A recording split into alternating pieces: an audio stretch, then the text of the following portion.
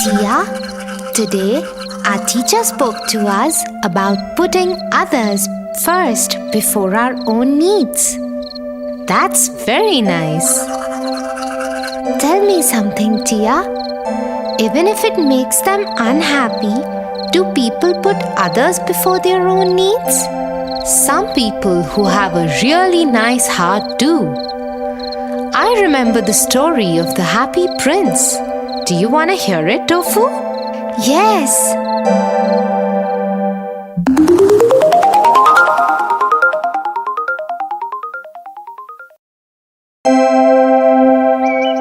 Once upon a time, a beautiful golden statue of the most beautiful smiling prince stood in the town center.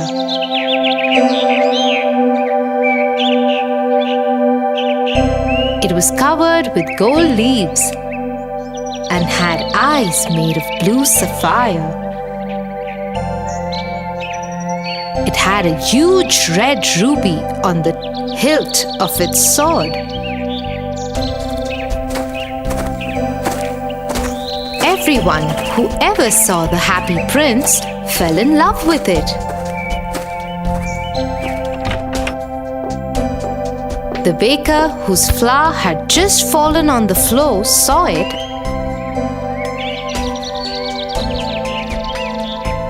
and said, "Oh, happy prince, I wish I could always be happy like him. From now on, I will."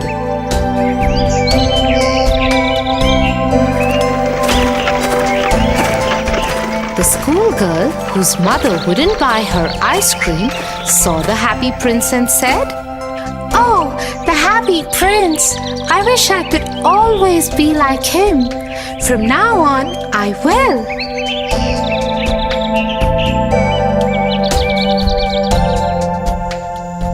At the same time, in the forest near the city, a swallow asked his new bride, "My love, all our friends have left for Egypt for the winters. There, they will see the Pharaoh's palace and bask in the sun in the royal gardens.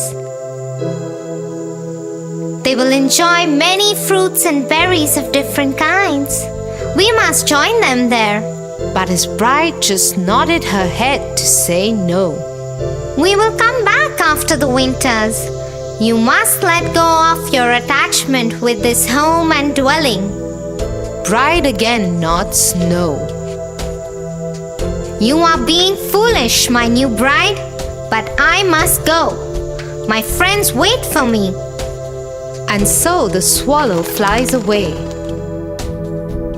After a whole day of flying, he is halfway through the happy prince's city and then begins to feel tired. "I think I will rest the night here and start again for Egypt tomorrow. This golden statue is very beautiful. I will rest between his feet." Just as the swallow was about to sleep, a large drop of water fell on him. "What? Where did this come from? The sky is clear." Just as the swallow was getting ready to sleep again, another large drop of water fell on him. When he looked up, he saw that the prince was crying.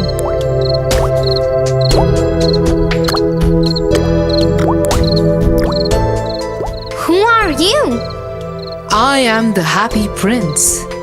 "Why are you crying then?" "I lived in the city palace once. I was always happy. I had no reason to be sad because I knew my people were happy too. When I died, they made a golden statue of me and put me here. From here, I can see the sadness of my people, and my heart, though it's made of lead, feels sad." "What do you see, a golden prince?" Far away, I can see a seamstress. Her fingers are red and bloody from endless stitching.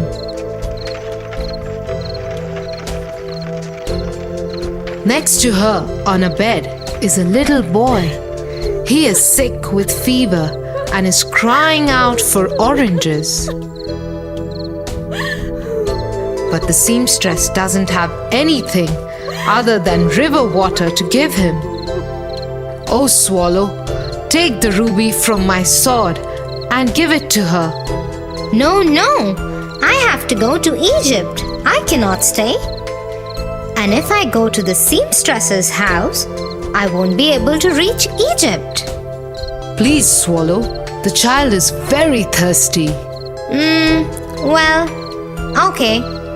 I will go.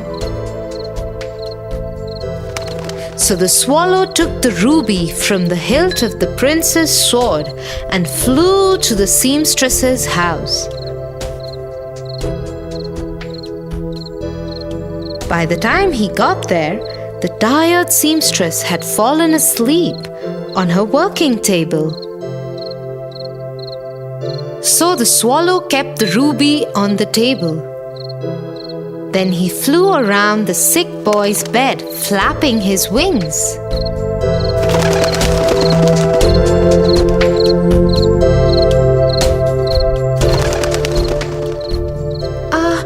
I feel so much cooler. I think I must be getting better.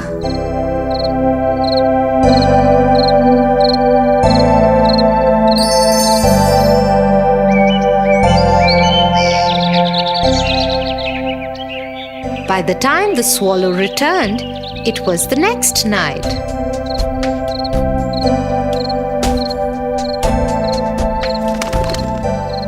I will now go to Egypt. But the prince was crying again.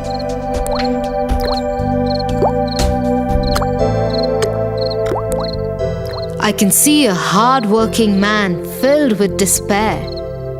He is a writer and must finish his next play soon. But he is tired because he has no food to eat. Won't you stay another night and help that man? Okay, one night it is. Should I take another ruby to him? Alas, I have no ruby to give him now. But my eyes are made of sapphire. Take one of my eyes. No, no, I cannot do that. But I order you to do so. And so the swallow plucked out the prince's eye and flew away to the writer's house.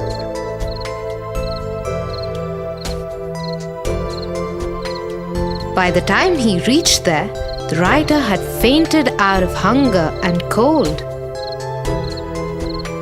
The kind swallow put the sapphire on the writer's desk and collected dry twigs and lit a fire for the writer before he flew back to the prince.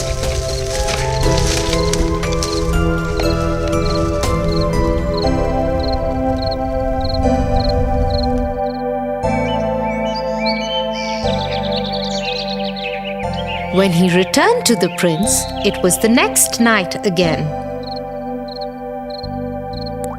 And once again, the prince was tearful. What is wrong, Prince? In the square, I can see a match girl crying. All her matches have fallen into the gutter and got spoiled. No one will buy them now. She is afraid her father will be angry when she goes home without any money. Please, Swallow, take my other eye and give it to her. No, no, I cannot do that. You will become blind. But I order you to do so. And so the swallow plucked out the prince's other eye and took it to the little girl. The girl became very happy when she saw the stone and went home skipping.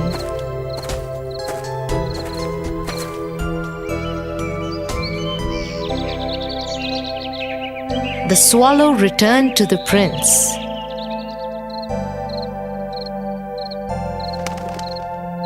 Now you can go to Egypt, my friend. No, now I cannot go, my friend. I will stay here and become your eyes. So the swallow stayed by the prince. Every day he would fly over the city and tell the prince the sorry tales he saw. The prince would then tell the swallow to pluck out a gold leaf from his body and give it to the poor people of his city. Soon there were no leaves left on the body of the prince. All that was left was his cold grey body. It kept getting colder as the winters kept setting in and the weather kept getting chillier. The swallow knew that he will not survive the season much longer. My friend, it is time for me to go. Finally, you're going to Egypt. Not Egypt, but towards death. Isn't it like sleep after all? But before I go, can I kiss you? I will once again be sad without you. Kiss me before you go. And so the frail swallow kissed the prince and fell at his feet dead. Suddenly, there was a loud sound like a crack. It was the sound of breaking of the prince's lead heart. In the morning, the mayor of the city crossed the statue. What an ugly statue! And it has a dead bird at its feet too. Break it down immediately and put up my statue instead.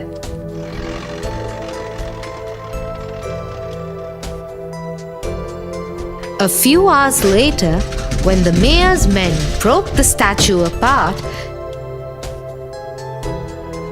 they found the two pieces of the prince's heart, and they threw it into the bin next to the dead swallow. That's when God said to his angels, Bring me the most precious two things in the world.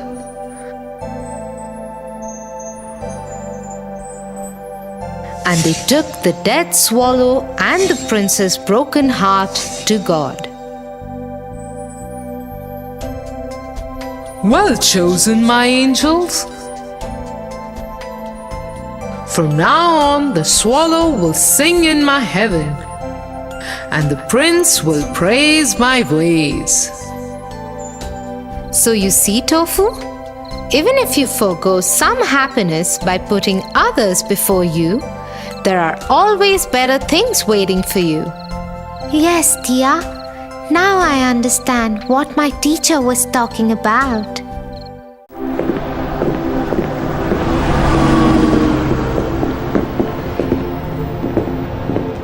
Tia, yesterday in our class, my friend Ben forgot to bring one of his textbooks, and Ted offered to share his textbook with him. Ben promised Ted to help him in learning football after school. But after school, when Ted asked Ben to help as promised, instead of helping, Ben left for his home. That's bad. One should always stand by their promises. But Tia, today again Ben forgot his textbook, and when he asked Ted to help, Ted refused. Tofu, we should be sensitive towards every human being. You know, we should always help people around. Come, I'll tell you a story.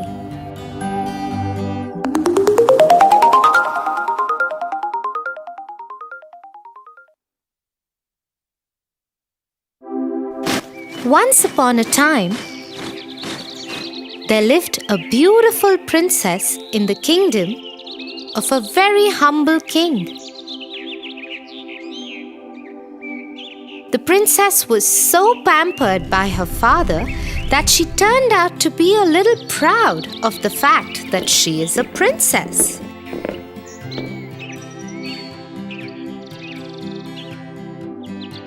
Many a times the king asked her to be more humble towards the people around her, because that's the way a princess should be. I know, my little princess, that you are my pampered child. But you should be little more empathetic towards other people. Everybody is same. It's just that some are fortunate, some are not. But the princess just ignored what her father had to say and went out to play with the golden ball that her father had gifted her on her birthday. She loved the ball, but no sooner had she started playing that her ball bounced and went into a pond. Oh God, my favorite golden ball! I would give anything to get back my favorite ball. Anything! Hearing the princess cry out loudly, a frog leaped up and sat on a lotus leaf and said, "Princess, I just saw what happened. I will get the golden ball back for you, but you have to promise me something." How in the world did the slimy frog talk? The princess only wanted her ball back, so she hurriedly said yes. "What is it that you want in return?" "I want you to take me back to your palace and pamper me. I would eat with you, play with you, and sleep in bed with you." The princess was horrified at the very idea and had no intention of doing any such thing.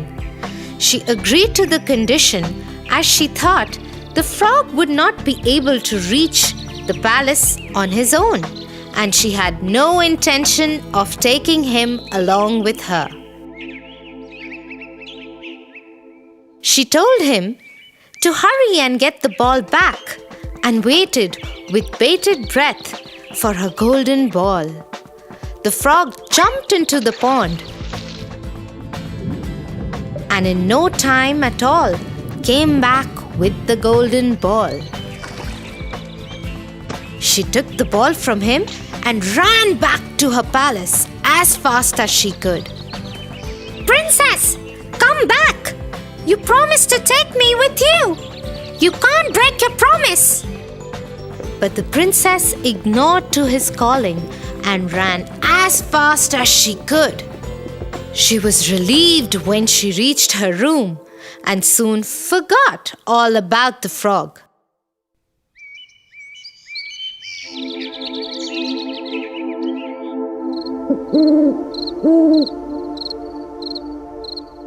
At night, while she was having dinner with her father, there was a loud knock on the door. "Open the door, oh princess!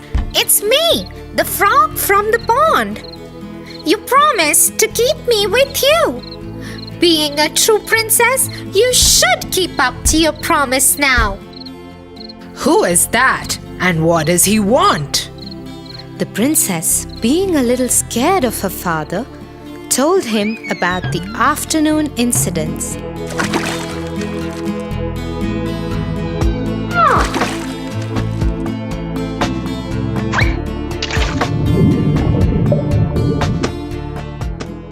And how she broke her promise. You are a true princess, my love, and you should keep up to your promise, no matter what. Feeling helpless, the princess opened the door and let the frog enter. He hopped on to the seat next to her and asked her to let him eat from her plate. The frog ate till his tummy was full.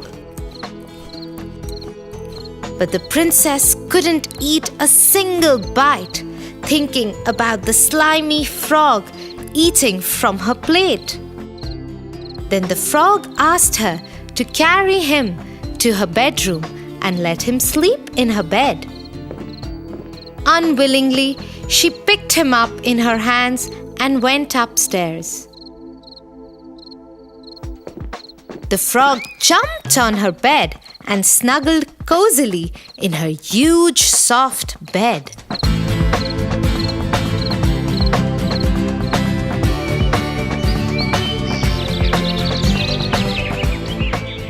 The next morning, the princess got up to find the frog missing from her bed. Happily, she hopped from her bed, thinking that the ordeal was over.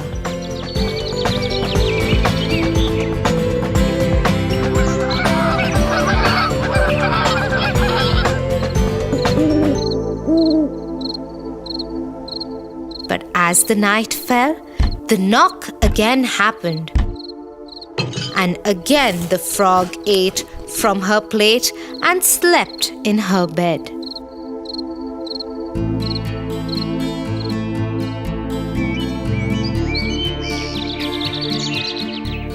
Feeling sad about sharing her food and bed, she went to her father and asked him if she could stop now. The king again told her that a promise was a promise and cannot be broken.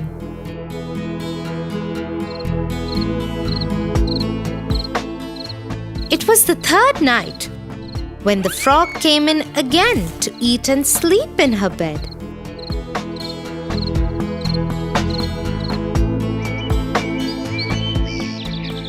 But the next morning, the princess was astonished to see that the frog was not in her bed. And a handsome young prince was standing next to her bed. "What? Who are you?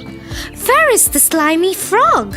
Dear princess, it's me, the frog. A witch cast a spell on me that could be broken only if a princess would let me eat in her plate and sleep in her bed for 3 nights.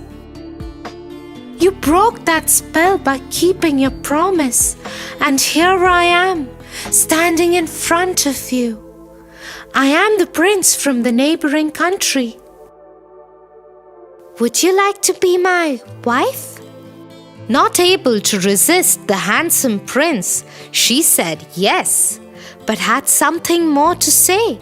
Oh, prince, I would love to be your wife. But how would you forgive me for being so rude to you? She was guilty like hell, but the prince was a humble man. He said, Oh, my dear princess, I can understand your reasons and I am ready to forgive you. But you have to promise me that in future you won't judge anybody by the way one looks or the job one does. Everyone is equal, and that's how they should be treated, equally. Saying this, the prince took her in his arms and decided to take her to his kingdom, where they lived happily ever after. Oh, Tia, you are right. We should always keep our promises and help people in need. Thanks for the lovely moral story. Come, Tofu, let's go and play some games now.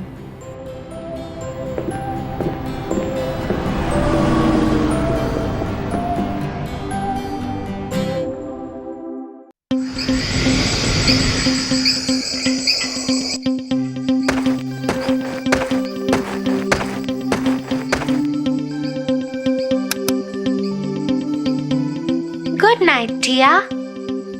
Good night, Tofu.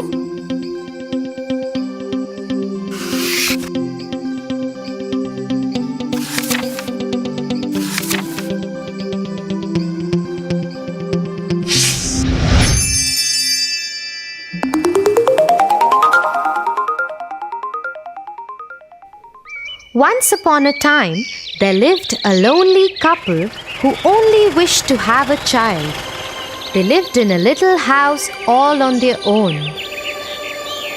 At the back of the house, there was a small little window from which a splendid garden could be seen. This garden was full of very beautiful flowers and herbs. No one dared to enter the garden as it belonged to a witch named Dame Gothel. One day, the woman saw a plant called rampion, which is used to make salads. Dear husband, I have a strong desire to have a salad made out of that plant. Oh, but that belongs to the wicked witch. Oh, please do something. I really want to eat those rampions. Okay, dear, I will try to get it for you. At midnight, the husband climbed the wall into the garden of the witch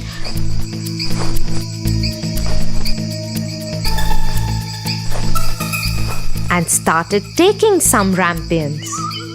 The man took the rampion and his wife made a salad out of it and ate it. But the very same night, there was a knock on the door and the man knew something was wrong. How dare you, human! Come into my garden and steal my rampions like a thief. You will suffer for it. Oh, please forgive me. My wife saw your rampions from the window and she wanted it so bad that I could not say no to her. Oh, if that's the truth, then I will let you have as many rampions as your wife wants, but only on one condition. What is that condition?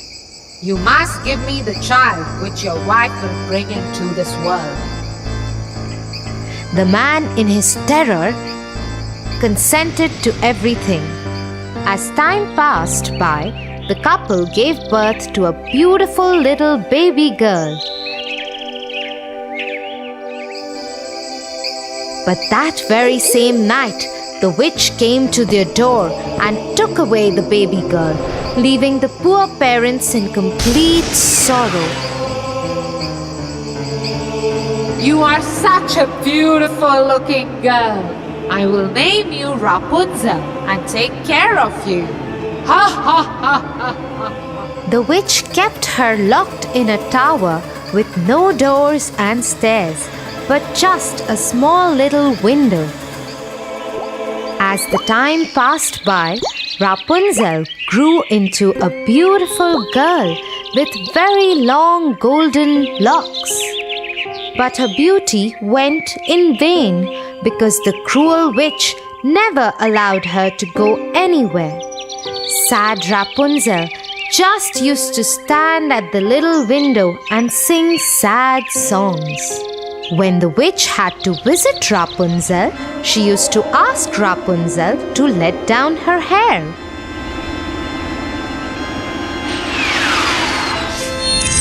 Rapunzel, Rapunzel, let down your hair to me.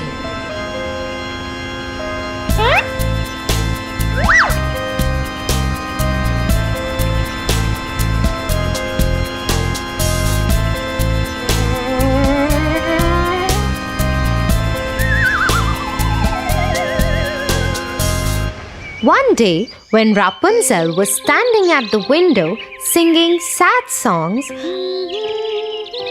La la la. a very handsome prince was passing by. He stopped and looked here and there to see where this beautiful voice was coming from. La la la. Oh, what a beautiful song. Who is singing so beautifully?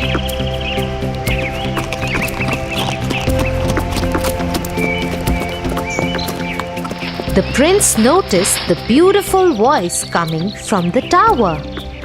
He wanted to climb the tower and looked for the door, but could not find one. He went back home in dismay. But Rapunzel's singing had touched his heart so much that every day he started going to the forest to listen to Rapunzel's songs.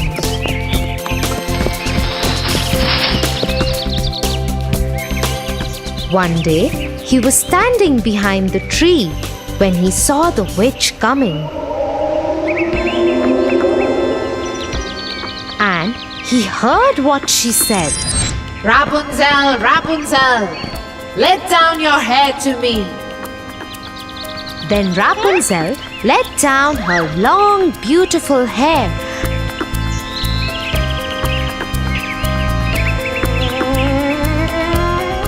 And the witch climbed up the tower.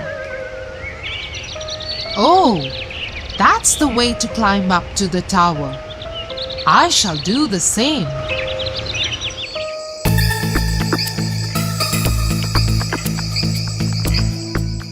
The next day, when it began to grow dark, he went to the tower. Rapunzel, Rapunzel, let your hair down to me. Immediately the hair fell down and the prince climbed up.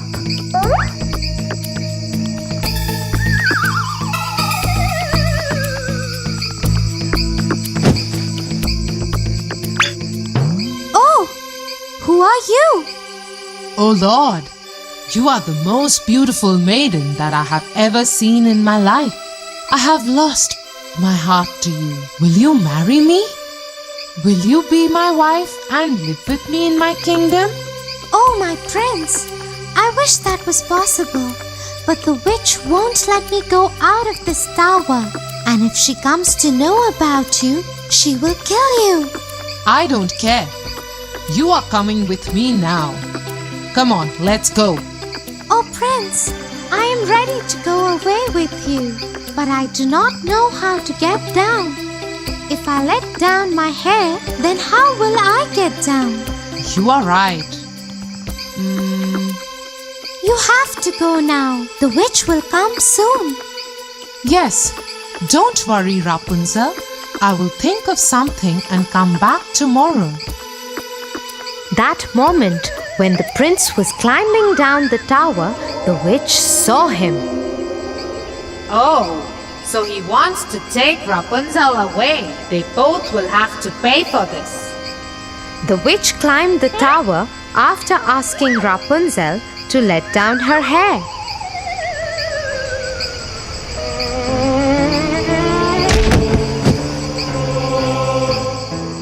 You treacherous girl! How could you even think of betraying me? You shall pay for this. The witch took a big pair of scissors and chopped off her long, beautiful tresses. Rapunzel was left all alone in the desert by the witch to live in grief and misery. Meanwhile, the prince returned the next evening to take Rapunzel away. Rapunzel, Rapunzel, let down your hair. The wicked witch let down the long braid that she had chopped off from Rapunzel's hair, and the prince climbed the tower without knowing what danger was awaiting him. When the prince was about to enter the window, the wicked witch chopped off the braid just to see the prince fall off the tower into the thorny bushes under the tower. The prince started bleeding from his eyes as the thorns blinded him completely. The witch cast a spell on the prince, and he wandered in woods around the world without any sight and survived in poor conditions. Meanwhile, the prince roamed about in misery for 2 years, and finally he got to the desert where Rapunzel was left by the witch. La la la. He suddenly heard the beautiful, sad voice of his beloved and started shouting in excitement. That voice! That voice! Is it you, Rapunzel? Is it really you?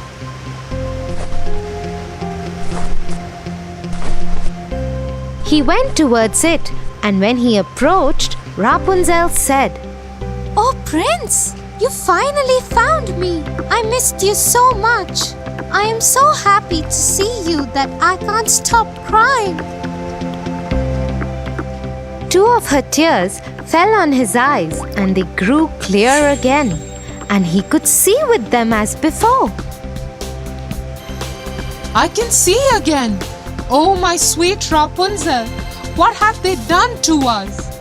Let's go back to my kingdom. He took her to his kingdom. After a year, Rapunzel gave birth to a pretty little baby girl who looked just like her, and they lived happily ever after.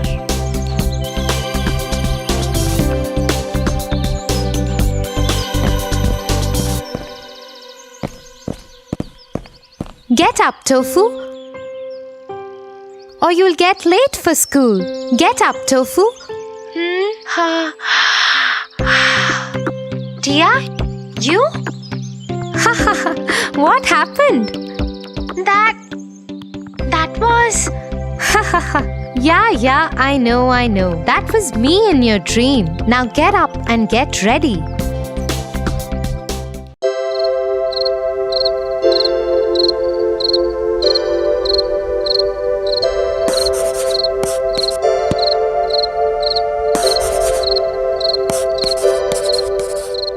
Tia, aren't you going to your friend's party? No, Tofu.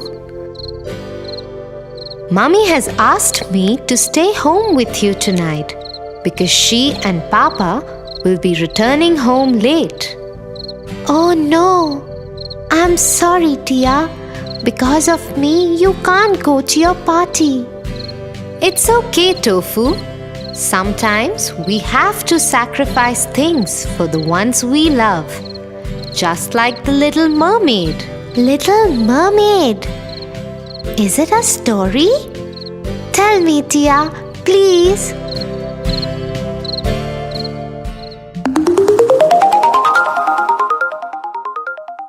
The Little Mermaid.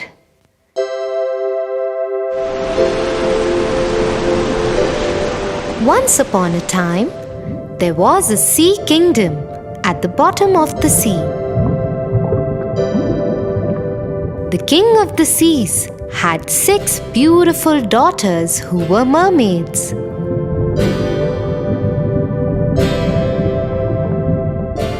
They were all very beautiful, but the youngest of them was the prettiest of them all.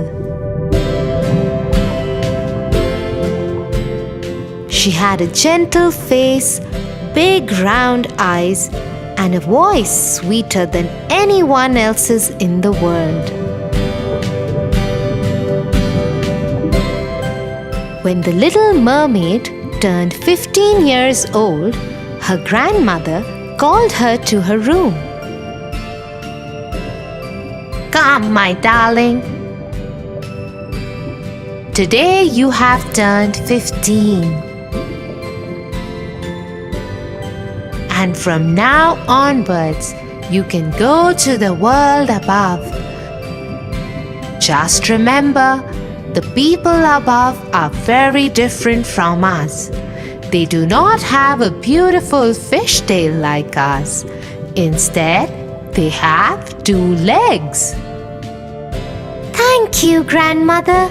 I have waited for this day for so long. When I return, I will tell you about everything I see above."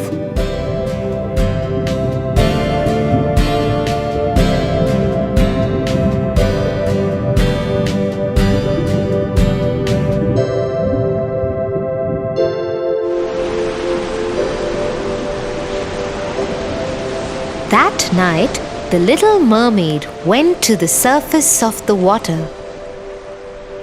The sight of the stars and the cool breeze that touched her face took her breath away. She was just getting used to the feeling when she saw a big ship cross in front of her. Aboard it were many men. and they were celebrating the birthday of the young prince who had just turned 16. The little mermaid was mesmerized with the handsome looks of the prince.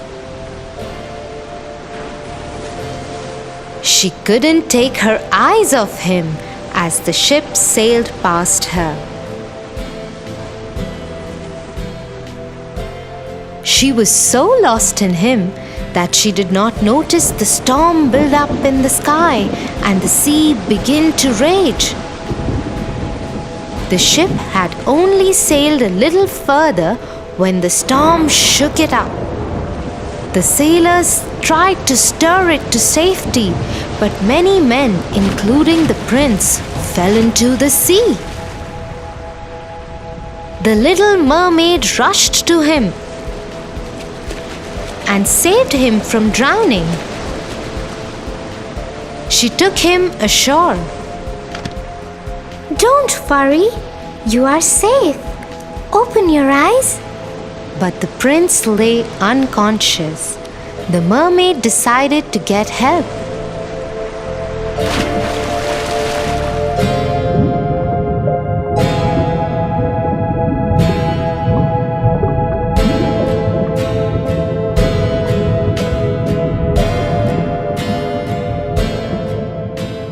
When she couldn't get any, she came back to where the prince was. She saw him surrounded by many people. A beautiful princess was kneeling by him as others worked to awaken him. The prince opened his eyes, and the little mermaid was relieved that her prince will be saved now. You saved my life. Thank you. The prince knew nothing about the little mermaid. He didn't even know that it was she who had actually saved his life. This broke the mermaid's heart. She went back to her father's home.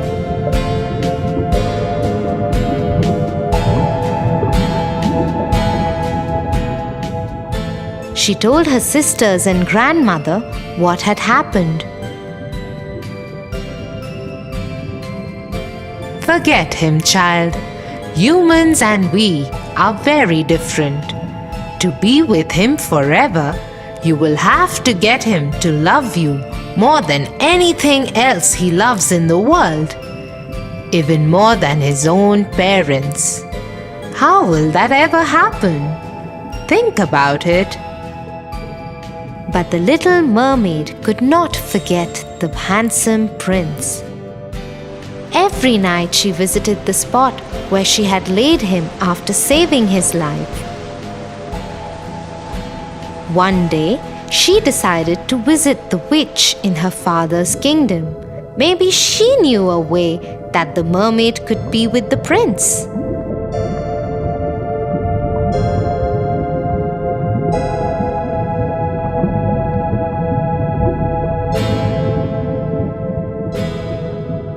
Yes, there is a way. I can send you to the land above the sea. You will lose your fishtail and have legs. If by the second sunset you can get the prince to love you more than he loves his parents, then you can be with him forever. Otherwise, you will die and become foam in the sea. But in return, you must give me your voice. But without my voice, how will I make the prince fall in love with me? You still have your pretty face and eyes. You will also be the most beautiful dancer anyone has ever seen. Now go. In a flash, the mermaid found herself on the land. Her fishtail turned into human legs. It caused her pain, but she could not even scream because the witch had taken her voice away.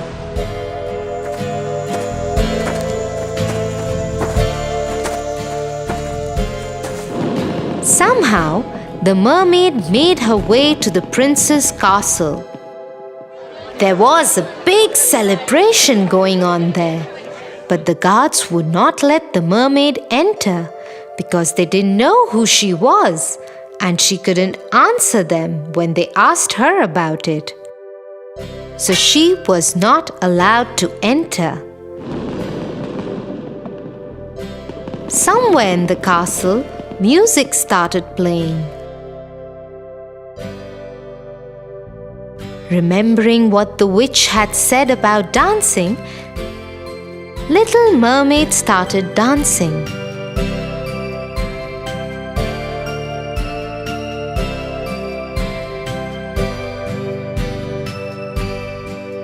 Oh, I have never seen anyone dance so beautifully. Maybe she has come to dance for the royal family in the celebrations.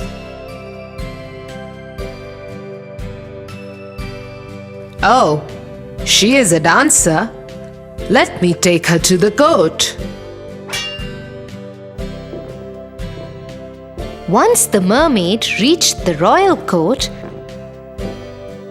she saw that the celebration was for the wedding of the prince. Little Mermaid was heartbroken. She thought the only way of meeting the prince now would be to dance and draw his attention towards her. And so she performed a beautiful dance for the royal family.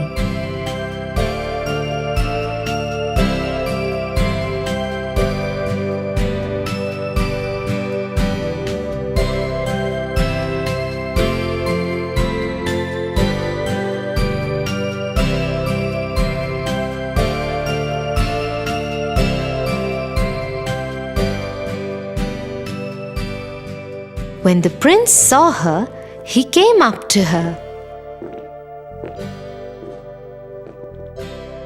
Hello, young lady. I have seen you in my dreams. Who are you? In his heart, the prince hoped that she would be the one who had saved him from drowning. He longed to hear the voice that had saved him when he was dying. But no sound came out when the little mermaid tried to reply. Forgive me. I think I'm confused between you and someone else. But please do join us. The prince led her to the ship on which the wedding was going to take place. Many people spoke to her, but she could not answer anyone. The princess was especially kind to her and took special care of her. I know you saved the prince that day. Thank you. Because of you, I have found the love of my life. Please always stay with us. The little mermaid saw that the princess and the prince loved each other and were very happy together. She decided not to pursue the prince anymore. He belonged to another woman. Although her heart ached to let him go, she happily attended the wedding and all the celebrations that went on throughout the next day. Soon it was evening. The second sunset was about to happen. The little mermaid knew she would die and become foam on the sea.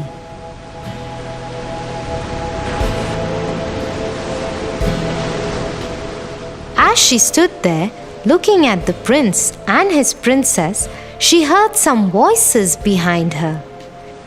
She turned around to see. Her sisters were there in the water. But all of them had very short hair now. instead of the long flowing locks they used to have earlier. Sisters, what are you doing here? We have come to save you. We went to the witch. In exchange of her hair, she gave us this knife. If you stab the prince through his heart before sunset, you can be saved. Handing the knife to the youngest sister, all the other sisters vanished under the water once again.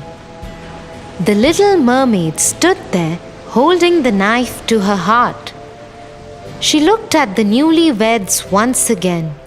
She knew what she had to do. At the sunset, she tossed the knife into the sea.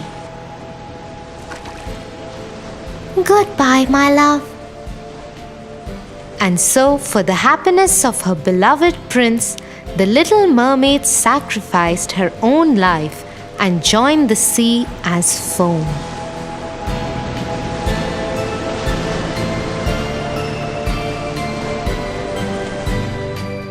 Tia, this is such a beautiful story. It shows how much the little mermaid loved the prince. Thank you for not going to the party and staying with me. That's because I love you, my little brother. I love you too, my darling sister Tia.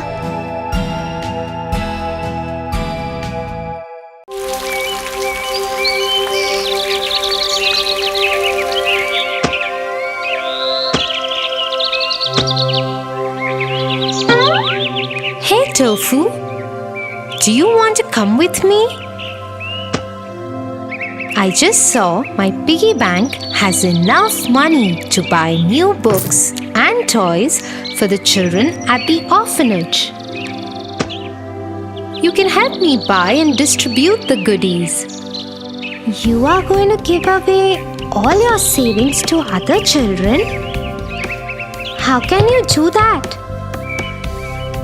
Don't you want to buy something for yourself? Tofu, we can't always think of ourselves. Sometimes we have to help those who do not have the same means as us. Let me tell you a story of kindness.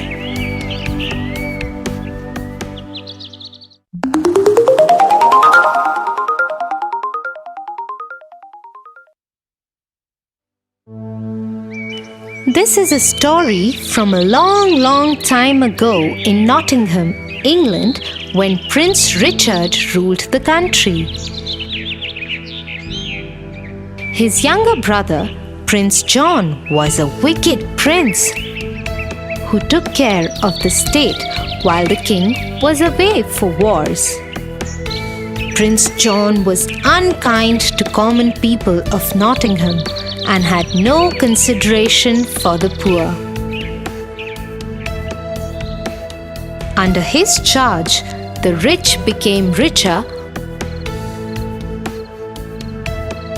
while the poor became poorer.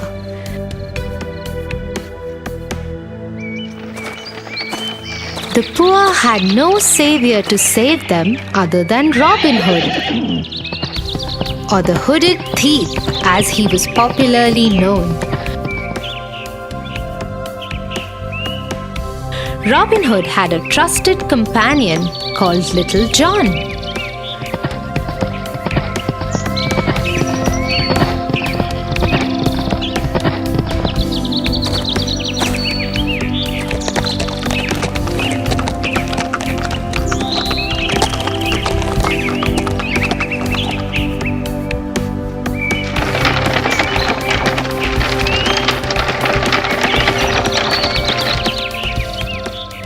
Robin Hood would rob the rich merchants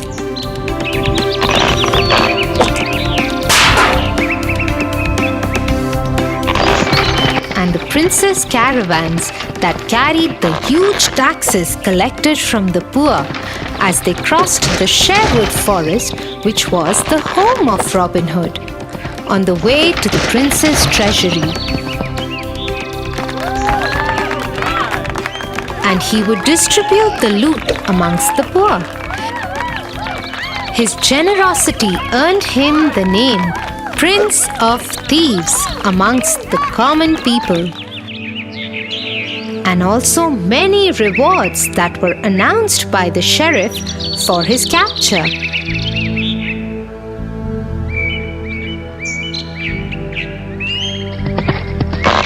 But this did not stop Robin from doing his good deeds. One day, when Robin Hood and his friends had robbed the prince's caravan again, the prince called the sheriff of Nottingham to the palace. This is the last time Robin Hood has humiliated my men and me, Sheriff. What are your troops doing? Why haven't they caught that thief as yet? We are doing everything, Your Highness. I assure you, we will have him soon. You should, otherwise someone else will be punished.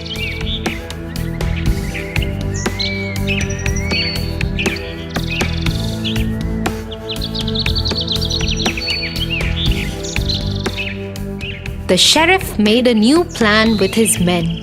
He decided to announce an archery competition to be held in Nottingham, and the winner would be announced as the best archer in Nottingham and also win a kiss from the maiden Marian. One day, Robin Hood's friend Tuck came to visit him. Have you heard of the archery competition that the sheriff has announced for tomorrow?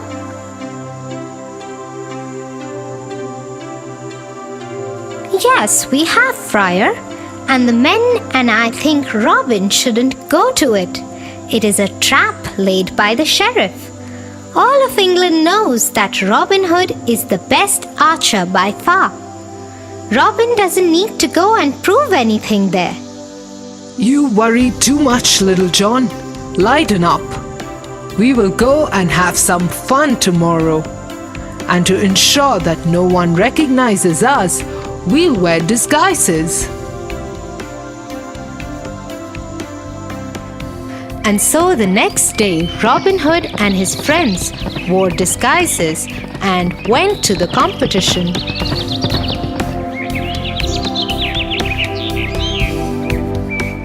Just as Robin Hood had predicted, no one was able to recognize him.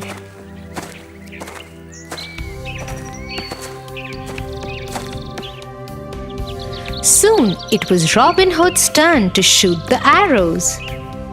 He took the first shot at the bird and hit bullseye. The crowd cheered for this unknown archer. Then he took another arrow and shot it again. This one too hit bullseye. The crowd cheered louder. The cheering caught the sheriff's attention, and he turned to see what the matter was. By now, Robin had drawn his third arrow and took a shot. It too hit the bull's eye. When the fourth arrow also did the same, the sheriff realized something. That is no stranger. That is Robin Hood. No one can shoot 4 arrows in a row like that. Grab him, men!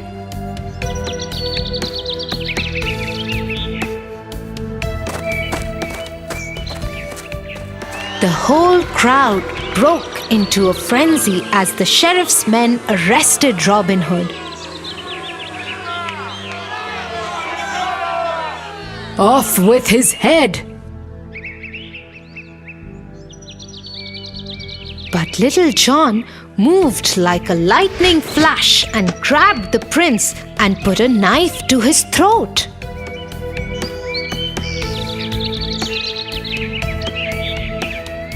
Release him immediately! The sheriff's men had no choice except to let go of Robin Hood. The The Prince of Thieves and his friends hollered and made their way out of the archery field, but not before Robin Hood climbed the audience tower and stole a kiss from the maiden Marian.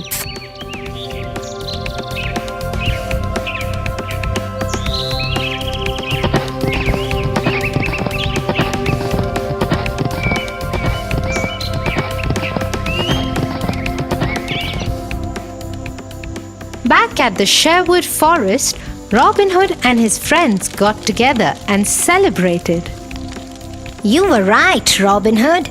Today was a lot of fun. The sheriff had this coming. I am sure you surprised Maiden Marian too. Well, not as surprised as the prince is going to be when he finds out that we stole 4 bags of gold from his treasury during the sheriff's archery competition. Everybody laughed heartily. Wow, Tia, this is such an inspirational story about being selfless and helping the helpless. I am going to change my ways from now onwards. I am so proud of you, Tofu. That is such a great decision. Keep doing good deeds.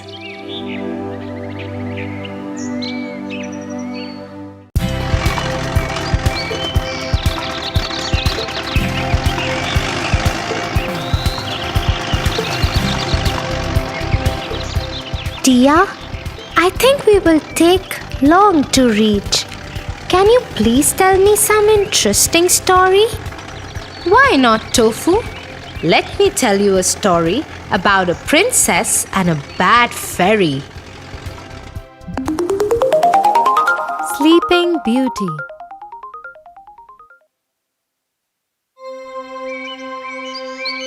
A long time ago, there lived a king and a queen.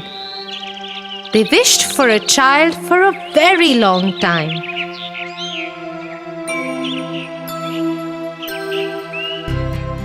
After a long wait, their wish came true. A beautiful girl was born to the king and queen.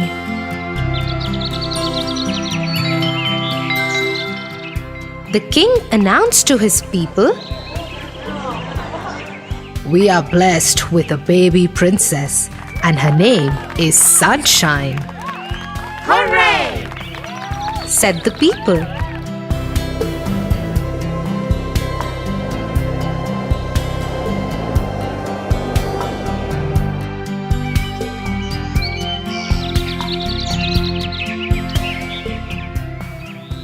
As the baby girl turned 1, celebrations began all around.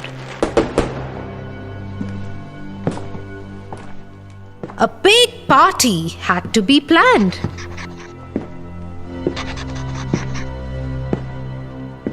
We must invite all the fairies. Yes, we must call them all. But not the Black Fairy. She is mean. She is bad.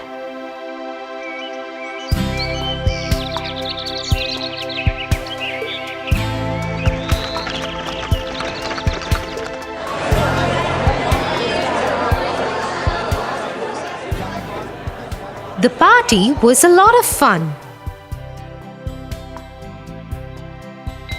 The baby princess looked lovely. All fairies brought with them some precious gifts and blessed the little princess to be a clever and kind girl.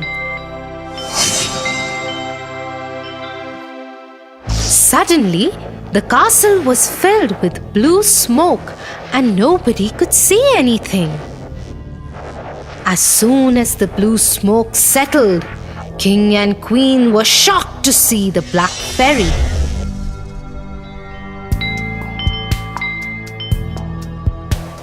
She saw that a beautiful celebration was organized and everyone from the kingdom was invited for the feast, including all fairies.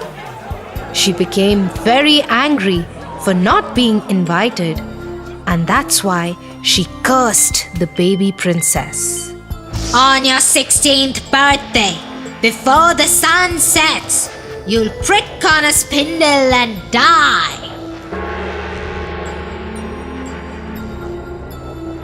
She screamed in anger and vanished. Everybody was shocked.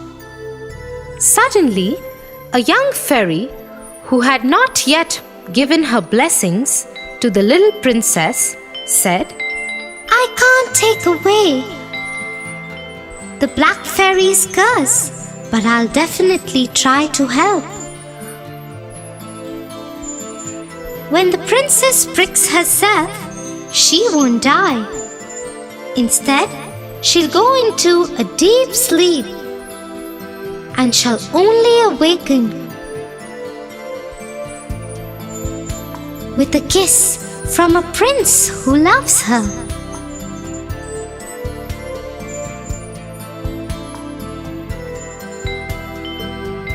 After this, the king ordered to destroy all spindles and needles from the kingdom. Soon, there were no sharp things in the castle. Except for one, they didn't check in the tower.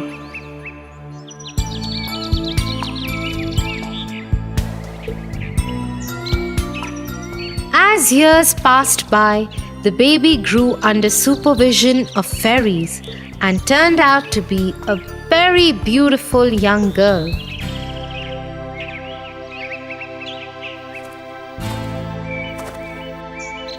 When she turned 16, while roaming in the castle one day, she saw a magical light ball.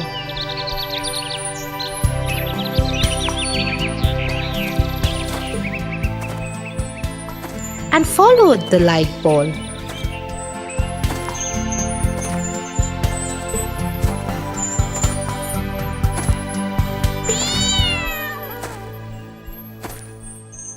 Which took her to the top of the tower in the castle.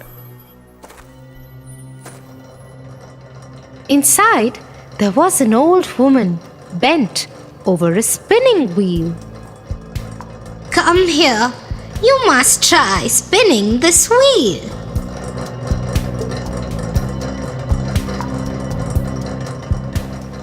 Oh, what is this? Please let me do it as well. I have never tried this. But the minute she touched the needle of the spindle, she fell to the ground. Black Fairy's curse had come true. Old woman, who was actually the Black Fairy, laughed and laughed and then disappeared.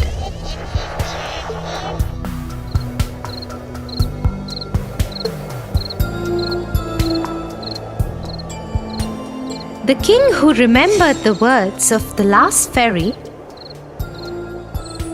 made her daughter, the princess, to lie in a room for many years to come. Fairies saw the princess sleeping, and everyone thought that she was extremely beautiful. They all said at once, Sleeping Beauty. Soon, this name became popular in town, and everyone started to mention Princess as the Sleeping Beauty. The whole kingdom was sad. Fairies noticed this and decided, Let the whole kingdom fall asleep, so when the princess wakes up by her prince, she wouldn't be alone.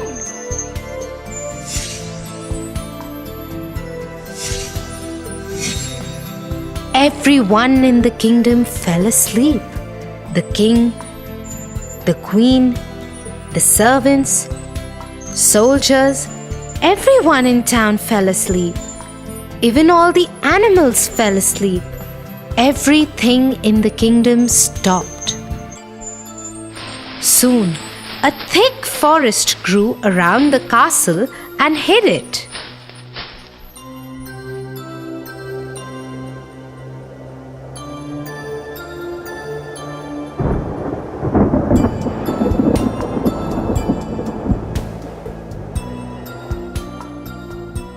About hundreds of years later, a handsome prince was riding through the forest. He saw the strange-looking castle.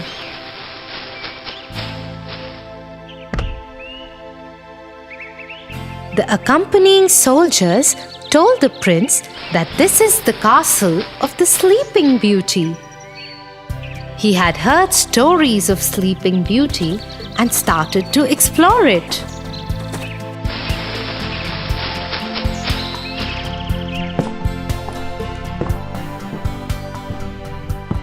He was surprised to see everybody in the castle sleeping.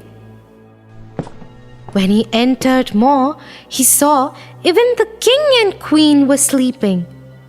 He looked around and saw one big pink door.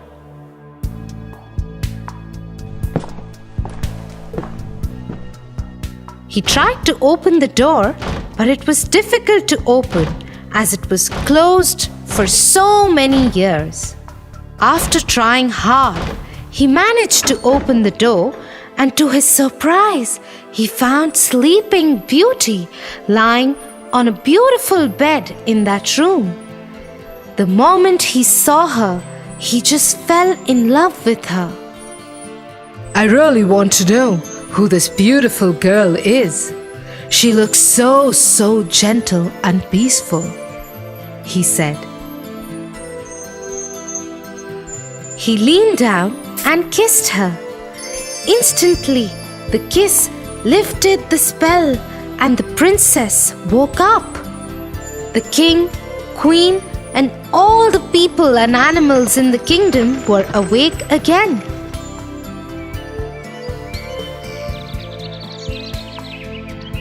The kingdom was full of joy, and there were celebrations all around.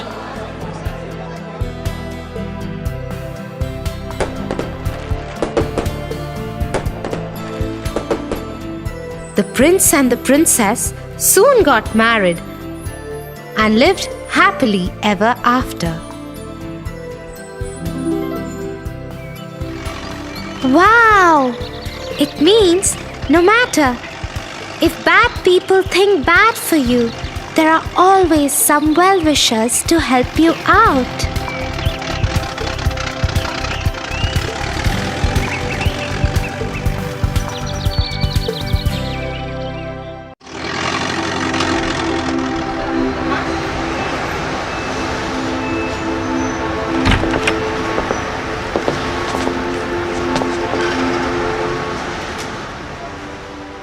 Look at that man, Tia. He looks so scary. I wouldn't want to be around him. That is not a nice thing to say, Tofu. Just because he scares you doesn't mean he's not kind and caring. Let me tell you a story of the Beauty and the Beast.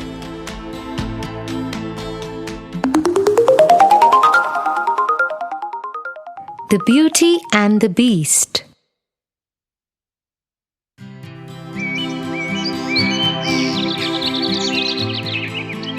Belle lived in a village with her father Morris, who was an inventor. One morning, as she was returning from the market, a hunter named Gaston stopped her. Gaston was an arrogant young man. Everybody in the village knew he always got what he wanted.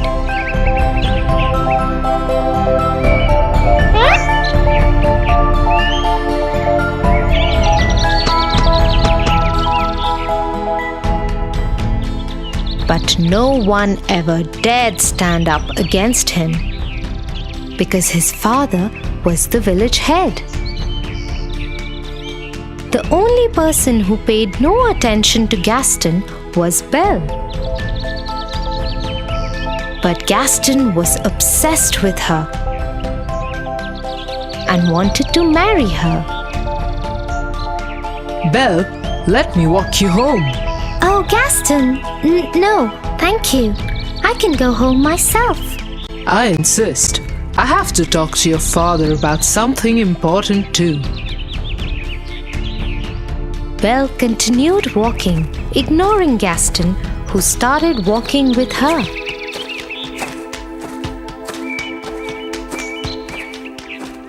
Once home, Belle quickly went inside. Morris, Morris, come out. I have to talk to you. What is it? It is your lucky day. I am going to marry Belle. You have lost your mind. Go away, Gaston. Belle is never going to marry you. Just then, there was a loud explosion in Morris's lab, and he took off towards it. Belle also ran towards her father's lab. Seeing that there was no one he could push around, Gaston left.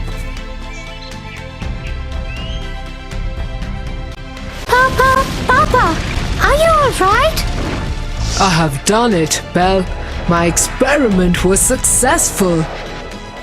I am leaving for the fair in the nearby village immediately. You will see, my child. People are going to love this.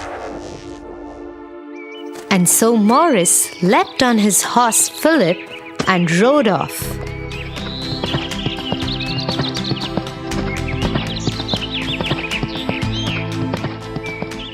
But as he was crossing the forest, he got lost.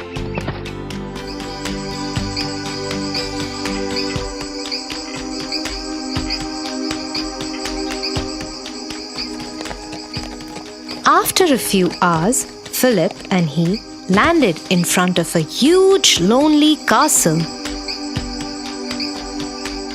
There was no one in sight, so Morris tied Philip to a pole at the entrance and went inside the castle. It was pitch dark inside. A few candles were lit in the corners. Hello? Is anyone here?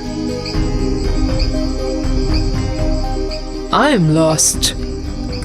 Can you help me?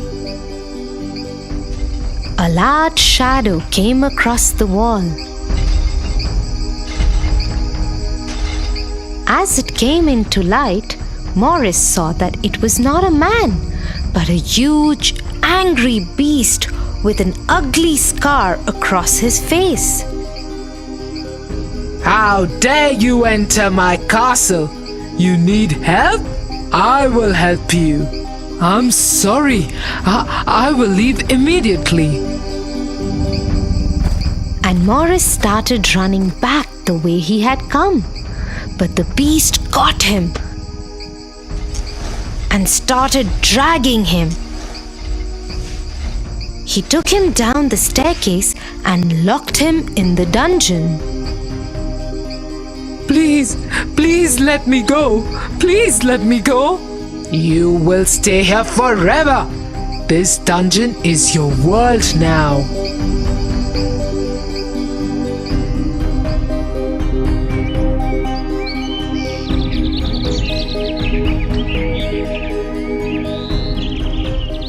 A whole day had passed and Morris hadn't returned. Belle got worried and decided to go to the nearby village to look for her father.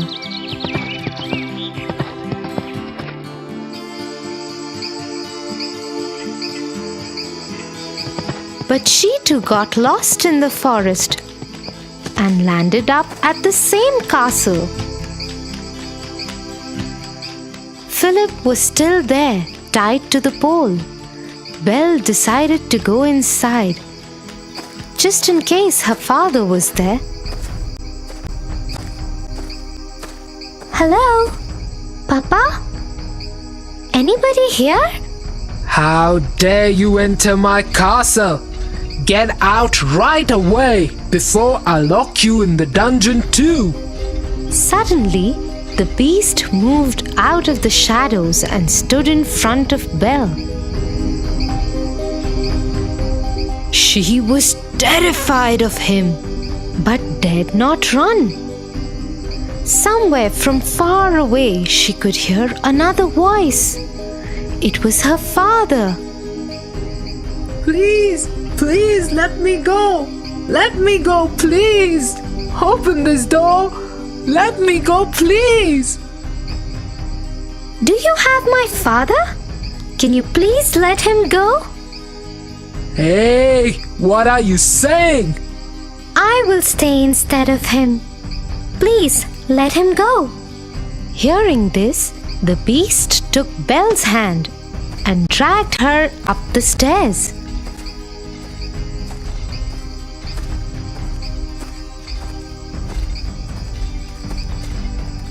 He led her into a huge room. So be it. Your father is free, and you shall be my prisoner forever. And so it was. No matter how much Morris protested, the beast threw Morris out of the castle and into the forest with Philip.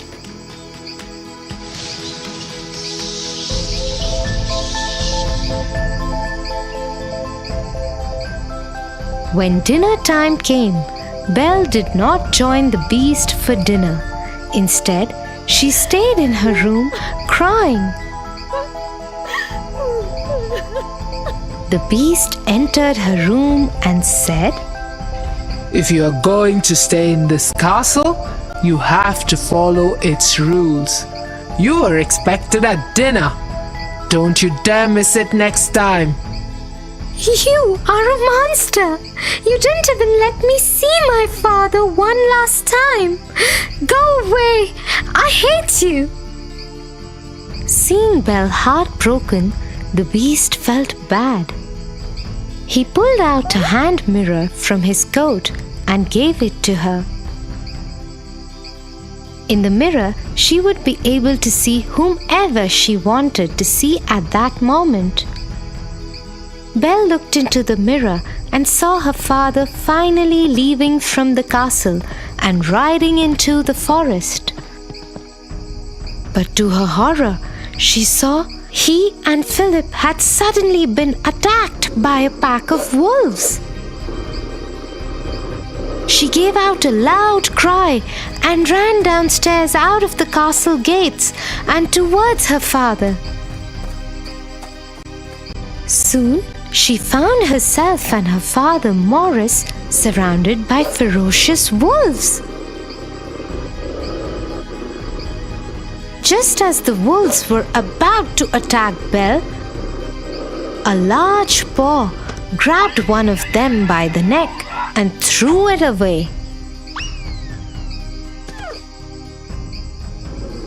The wolves now turned on the beast, who had decided to follow Belle and help her save her father.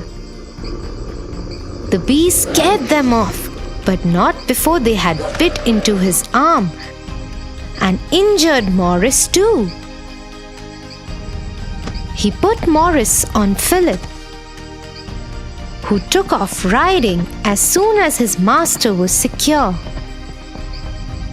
The beast tried to walk towards the castle but fainted and fell.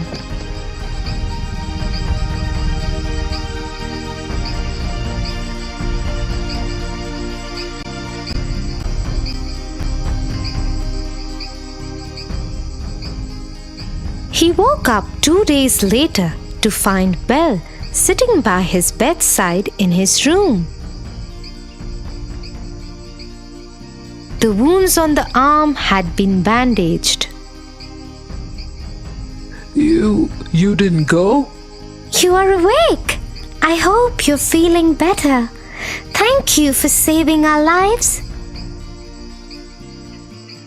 Over the next few days, Belle nursed the beast back to health.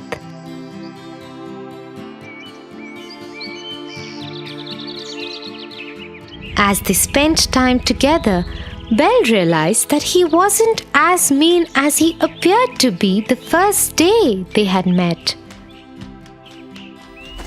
In turn, the beast learned to change his ways and became gentler and kinder.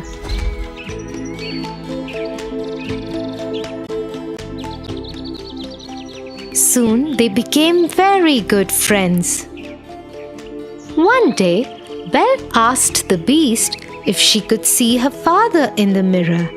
The beast agreed and gave her the mirror. In the mirror, Belle saw all the villagers storming her house. They thought that Morris had gone mad and wanted to send him to the doctor. Nobody believed him when he kept insisting that Belle had been kept as a prisoner by a beast. Worried about her father, Belle requested if she could go to the village for a day just to save her father. And though the beast knew that she might never return, he agreed. Go, but take this mirror with you. In case you ever want to see me.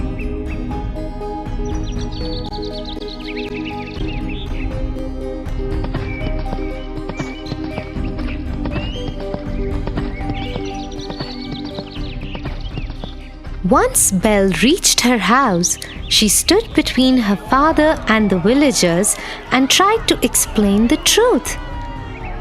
But the angry mob, led by Gaston, who wanted revenge from Morris and Belle for turning his wedding proposal down, wouldn't listen.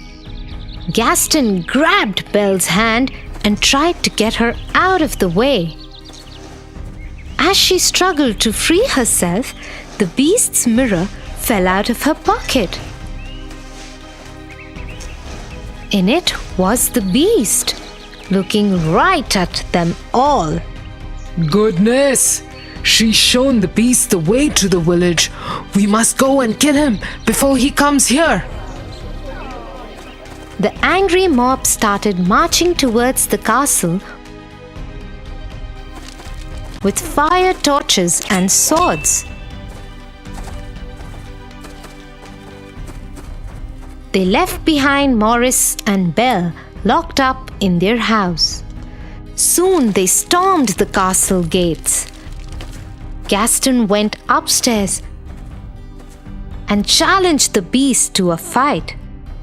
But the beast had had a change of heart. He did not wish to fight, so he came out of the balcony unarmed and tried to talk to the villagers.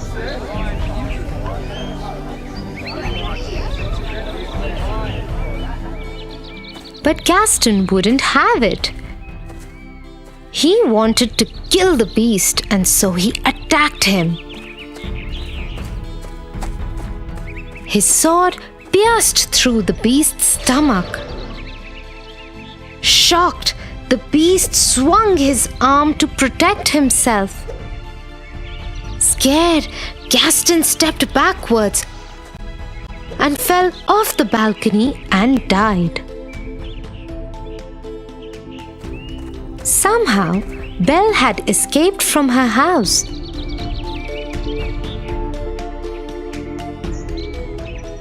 And reached the balcony just as the beast fell on the floor. I love you, Belle. I love you too. Please don't go. Suddenly, the castle lit up with thousands of candles. As Belle still lay crying by the beast, he turned into a handsome young prince. Belle, it's me. You freed me from the witch's spell. To break the spell, I had to love and win the love of another. You loved me even though I was a beast. You saved me, Belle. You saved me. It really is you?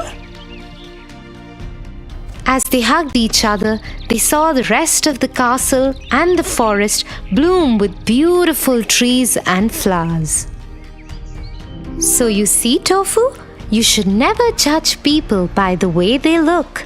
I'm sorry, Tia. I will always remember this now.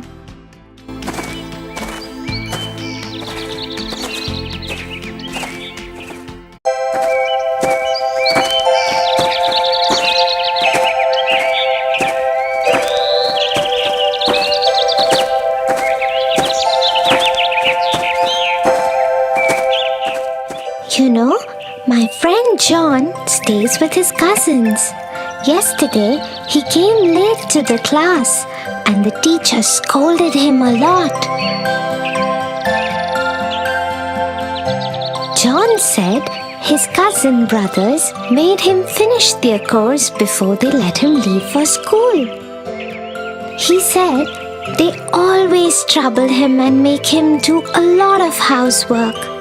Oh no, he must feel really bad. John is a very nice boy. He doesn't disobey anyone. He's very nice to his cousin brothers despite the way they treat him. That is very nice of him. We should always forgive people for their mistakes. Have you heard the story of Cinderella?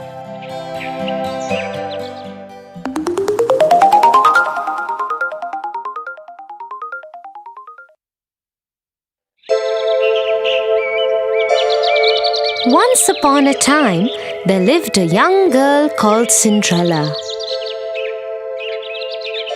Cinderella's mother had died, and so her father had married another woman who had 2 daughters.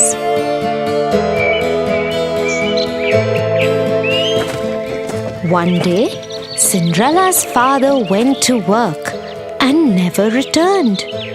Cinderella was left at the mercy of her stepmother and 2 stepsisters who made her do all the work of the house. Cinderella, it's morning already. Where is our breakfast? Just a moment, stepmother. I am just bringing it out. As soon as Cinderella had laid the breakfast, the stepmother and stepsister started eating it.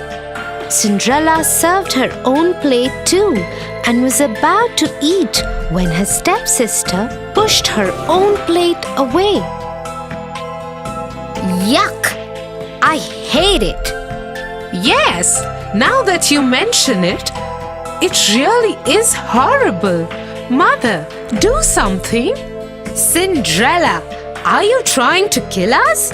What kind of food is this? But stepmother, I have made it the way I always make it. How dare you argue with me? Go and make new breakfast for us. Don't you dare do anything else till we have had our breakfast. And this is what went on in their house every day. The stepmother and stepsisters troubled Cinderella without any reason. But Cinderella loved them still and never ever complained.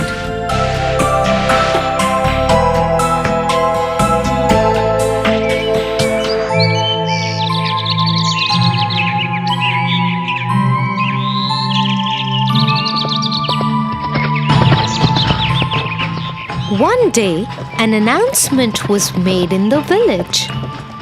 Let everybody know. There will be a royal ball at the palace tomorrow night, and the king's son, Prince Charming, will marry a maiden from amongst the guests. Everybody from the village is invited. The whole village was excited. Even Cinderella's stepmother and stepsisters couldn't stop talking about it in the house. And that is how Cinderella found out about the ball. The royal ball! Prince Charming! The whole village is invited. I will finish my work quickly so we can all go together. Won't it be just wonderful? You! Who said anything about you going? You will stay here and polish our shoes till you can see your face in them. And so, with a heavy heart, Cinderella saw her stepmother and stepsisters dress up and leave for the royal ball the next day. Once they had left, she cried bitterly. Suddenly, her room lit up, and Cinderella saw the most beautiful fairy she could imagine. She held in her hand a delicate wand. Who are you? Get up, child. I am your fairy godmother. I am here to get you to the royal ball. Really? I never knew I had a fairy godmother. But how will I get to the ball? I don't have anything to wear. You don't worry about that, my child.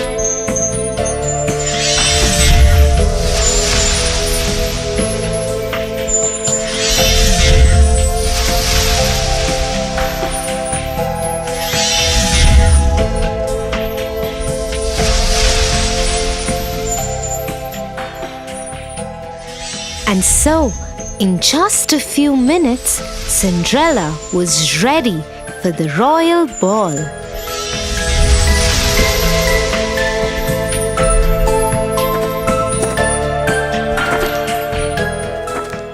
As she thanked her fairy godmother and got aboard the chariot, she received a word of caution from the fairy godmother. Remember to be back home at 12, otherwise the spell will wear off.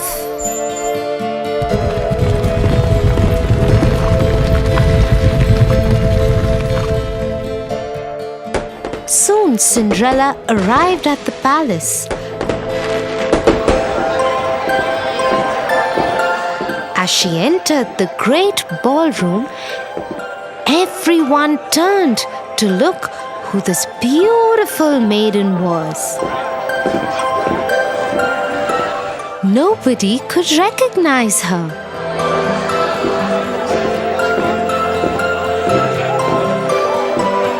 Not even her own stepmother and stepsisters. Prince Charming walked to her. May I have this dance with you? Yes, Your Highness. And so Cinderella and Prince Charming danced together throughout the evening.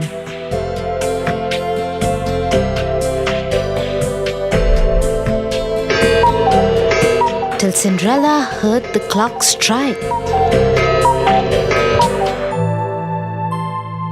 Fairy godmother's words came back to her. She needed to get out of there before the clock struck 12. Without saying a word, she tore away from the prince's grasp and ran out of the palace.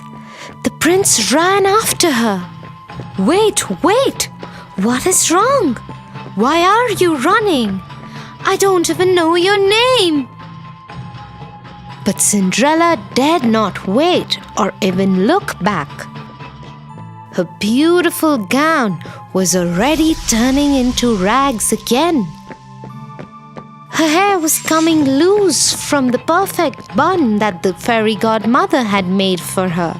She didn't even stop when one of the glass slippers came off her foot and fell in the palace driveway. She ran out of the palace gates and vanished into the darkness on a path that led to her home. Once home, she went back to polishing the shoes that had been given to her and decided never to speak to anyone about the ball.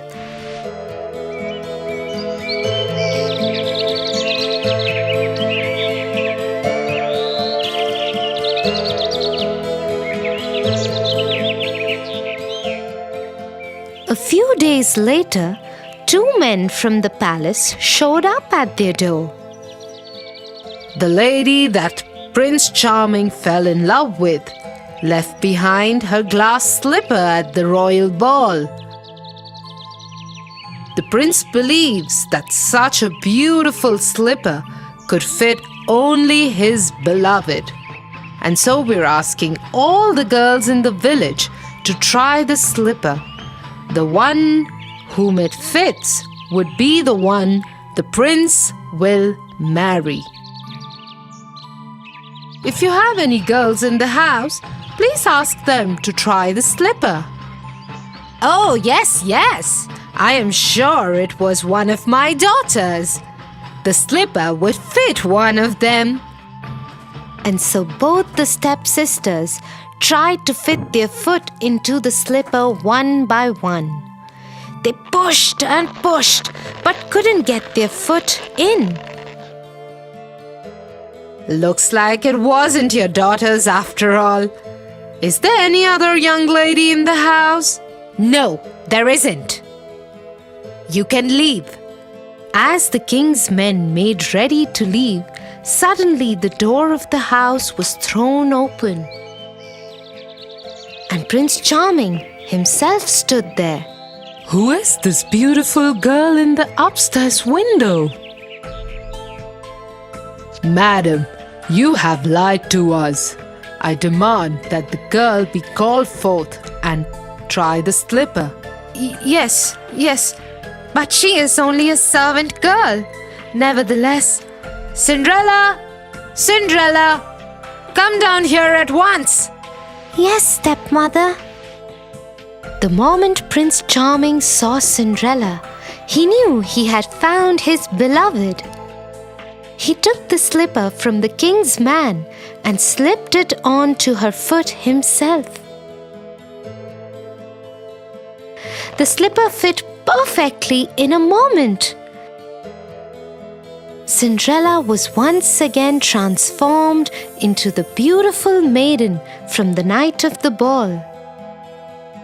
Prince Charming took her to the palace with him.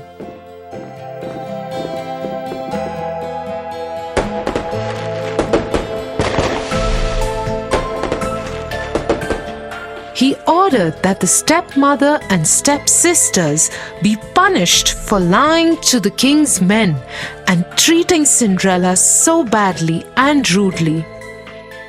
But being the kind-hearted person that she was, Cinderella asked for them to be forgiven. The prince fell in love with her even more for her generosity, and they lived happily ever after.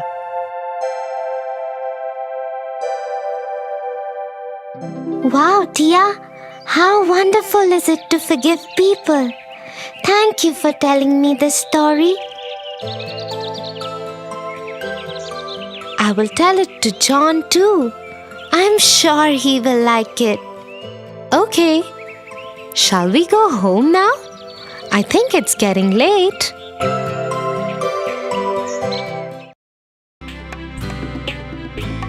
For your favorite rhymes, stories, and more, join Kids Hut family. Subscribe here.